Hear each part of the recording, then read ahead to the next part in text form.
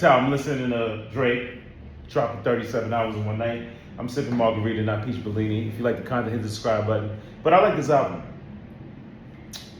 All three. Let me give you my opinion. So first of all, me and my friend, my Tory Woods, I was texting him 9:30. I said, "You ready?" He said, "I'm ready." We ain't got to even say it. He said, "I'm like 15 minutes." He's like, "Yo, yes sir." So 9:45 hits. We watched the Iceman Part 4, which was the best one. I like the first three, but this one had the most music. This one, it was just phenomenal. It was leading up to the album. It was exciting, right? So for me, the biggest thing was when Future came out. Obviously, I covered it in my last video, but when Future came out, I went bananas, berserk. I was like, yo, you know what I'm saying? Like I wasn't expecting, because we heard the rumors, like, oh, Future. You know what I'm saying? But most of the songs from Iceman you heard. But I was shocked at, like, what was it, 10:30 when he said he's dropping fucking 3 albums. I was like, what the fuck is going on? And I hear people complaining, and I get the frustration or the confusion or whatever you call it, because honestly, if he would have dropped one of these albums, it probably wouldn't resonate as well, because it was like, there's so many different type of Drake fans. Me, I like Drake all around, but there's certain people that just like Drake for rapping. Certain people that like Drake for pop, and there's certain people like Drake for singing, right? So I only listened to Maid of Honor first, and Habibti, and then like Iceman, I only heard the first 4 tracks because the internet crashed, and in my library was only 4 tracks, so it stopped at Janice STFU. So I thought Iceman was an EP. I was like, damn, this was the hardest 4 records ever. But so basically, Iceman is for people that want bars, straight lyricism, and then Maid of Honor, I feel like, is more like pop, more like I felt like the 80s almost. It felt like Tory Lanez when he does his little, 80s shit. And then I feel like Habibti, R&B, sucker for love. You know what I'm saying? Habibti was you trying to get your ex back. Maid of Honor was like, yo, we having fun times. And Iceman was like, I'm spinning the block on my ops, middle finger to my ex, middle finger to her baby daddy as well. He's petty for that. Let's go through the track list, right? Make them cry, going through straight bars, things I'd rather be facing. My father got cancer, crazy shit, right? And then Dust with the plaques, like, I don't remember none of those raps. Yo, he's going crazy. Whisper My Name, Janice STFU. Ran to Atlanta is when he turns up. He's spitting back at Kendrick Lamar, like, yeah, I ran to Atlanta. And yo, he went crazy. Iceman turn. But the Future part was like, and then Molly Santana, I'm like, who the fuck is Molly Santana? She definitely got some streams for me after I heard this. I was like, yo, this is fucking crazy, right? Shebang was cool. Make Them Pay was crazy. Burning Bridges. Yo, that's the song I was playing in the beginning. Yo, your baby mama ain't even posted single. Where she at? Damn. Where she at? They say I'm putting niggas through the ringer. You getting bodied by a singer, nigga. Like, that shit hit so hard. Like, yo, that shit hit so hard. And then, because it transitioned. And this is what I like about all 3 projects. The songs transitioned into almost 2 different songs. And then, plot twist, one that I missed. Oh, Bees on the Table. Bees on the Table. Bees on the Table. His flow was crazy. National Treasure, obviously. R.I.P. Kobe.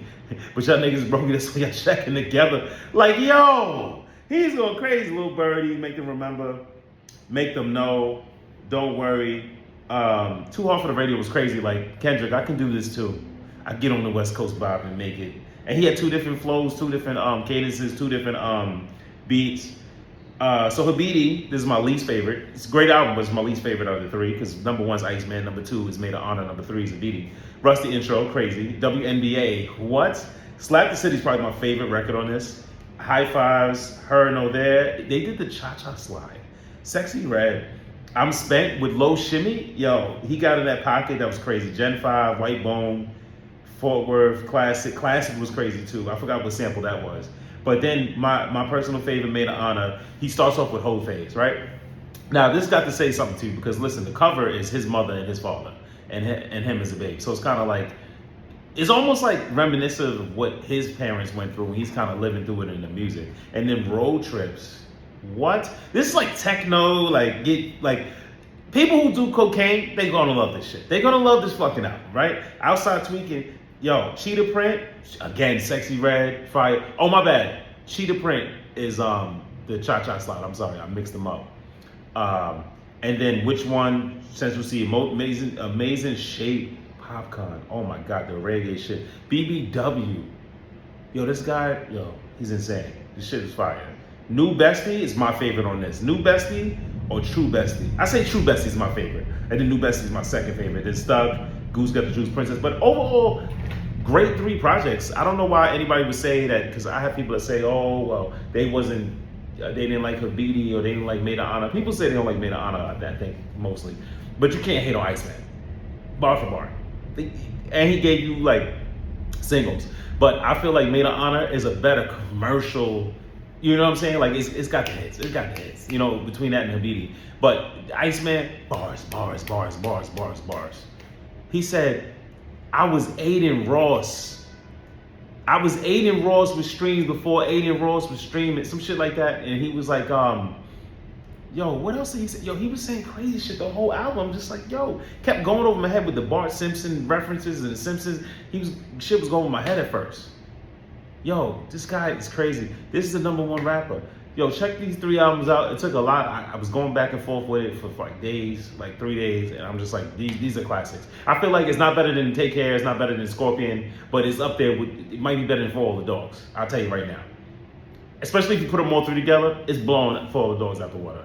You know, this is just For All the Dogs by himself. Like being a solo artist, no features, no SZA, no Rick Ross, no one of those other guys that, you know, or girls that don't want to fuck with him no more. This is just pure Drake and some people that you never heard before that are dope, and he's collaborating and giving them opportunities, because I'm pretty sure Molly Santana's streams is up now.